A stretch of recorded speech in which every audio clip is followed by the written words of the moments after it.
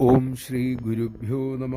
അമ്മയുടെ ആദ്യകാല സന്യാസി മക്കളിൽ ഒരാളായ സ്വാമി പരമാനന്ദപുരി സത്സംഗവേളയിൽ പറഞ്ഞു, അമ്മയ്ക്കരികിൽ താമസിക്കാൻ മഹാഭാഗ്യം കിട്ടിയ വളരെ കുറച്ച് സുഹൃത്തുക്കളുണ്ട്. അത് അവരുടെ ആധ്യാത്മിക ജീവിതത്തിന് വളരെയേറെ ഗുണം ചെയ്യുന്നു. ബഹുഭൂരിപക്ഷത്തിനും മഹത്തായ ആ സാമീപ്യം ലഭിക്കുന്നില്ല. പക്ഷേ എത്രമാത്രം അമ്മയ്ക്കരിയിൽ കഴിയാൻ സാധിക്കുമോ അത്രയും ഉപയോഗിക്കണം. അപ്പോൾ ക്രമേണ അമ്മയുടെ ശാന്തമായ സാന്നിധ്യം നമുക്കുള്ളിലും നമുക്ക് പുറത്തും ഉണ്ടാകും. പിന്നീട് അമ്മയുടെ ശാരീരിക സാന്നിധ്യം ഇല്ലാതെ തന്നെ ആ ആനന്ദത്തിൽ കഴിയാനും നമുക്കാകും. പക്ഷേ അതുവരെ തീർച്ചയായും ആ മഹനീയമായ തിരുസന്നിധി കഴിയുന്നത്ര സ്വീകരിക്കണം, ഉപയോഗിക്കണം.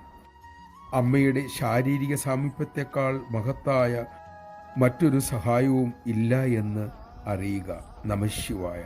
കിട്ടുന്ന അവസരങ്ങൾ ഏറ്റവും നന്നായി ഉപയോഗിക്കാനുള്ള വിവേകം നമുക്കുണ്ടാകട്ടെ. അമ്മ അതിന് നമ്മെ അനുഗ്രഹിക്കട്ടെ.